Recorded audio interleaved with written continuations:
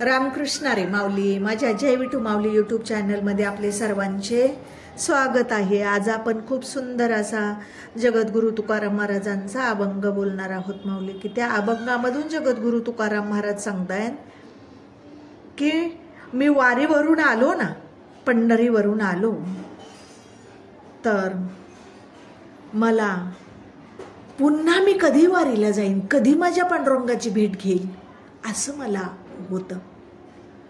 तर जगद्गुरु तुकाराम महाराजांनी त्यांच्या अवस्था कशी होती त्याच्यावरून उदाहरण दिले माऊली अभंगामध्ये।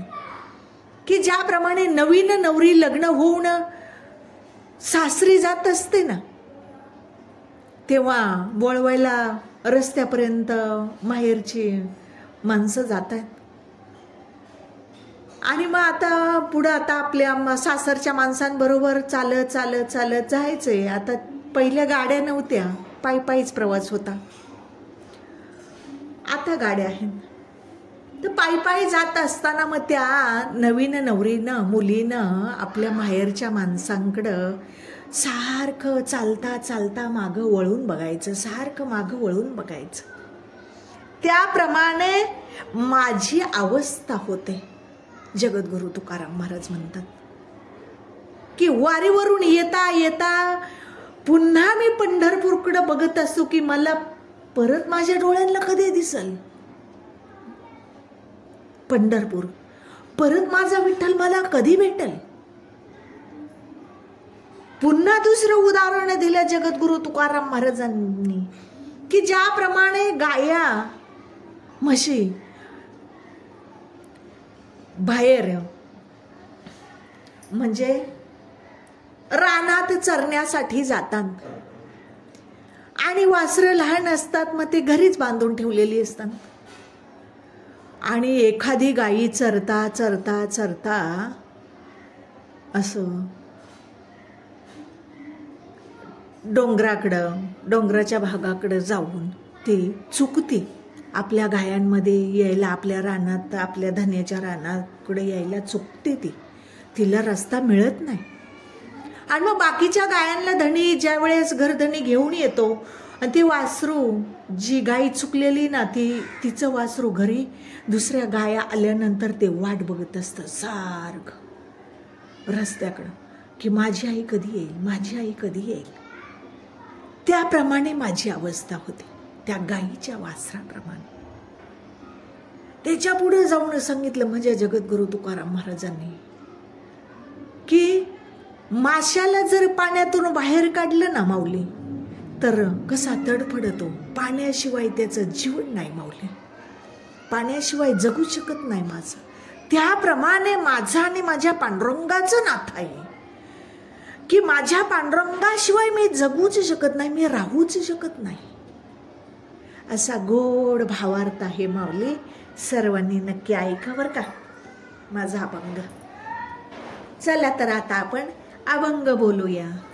कन्या सासुरासी जाय, कन्या सासुरासी जाय, मागे परतुनी पायी, मागे परतुनी पायी, तैसे झाले माझ्या जीवा, तैसे झाले माझ्या जीवा। केव्हा भेटासी केशवा, केव्हा भेटसी केशवा, तैसे झाले माझ्या जीवा, तैसे झाले माझ्या जीवा। आहा चुकली या माय, आहा चुकली या माय, बाळ उर पायी, बाळ उर पायी, तैसे तैसे झाले माझ्या जीवा, तैसे झाले माझ्या जीवा। केव्हा भेटासी केशवा, केव्हा भेटासी केशवा, तैसे झाले माझ्या जीवा, तैसे झाले माझ्या जीवा। जीवना वेगळी मासोळी, जीवना वेगळी मासोळी, तैसा तुका तळमळी, तैसा तुका तळमळी, तैसे झाले माझ्या जीवा, तैसे झाले माझ्या जीवा। केव्हा भेटासी केशवा, केव्हा भेटासी केशवा, तैसे झाले माझ्या जीवा, तैसे झाले माझ्या जीवा, झाले माझ्या जीवा, झाले माझ्या जीवा। माऊली, माझा अभंग आवडला असेल तर माझ्या व्हिडिओला लाईक, शेअर आणि सबस्क्राईब करायला विसरू नका माऊली।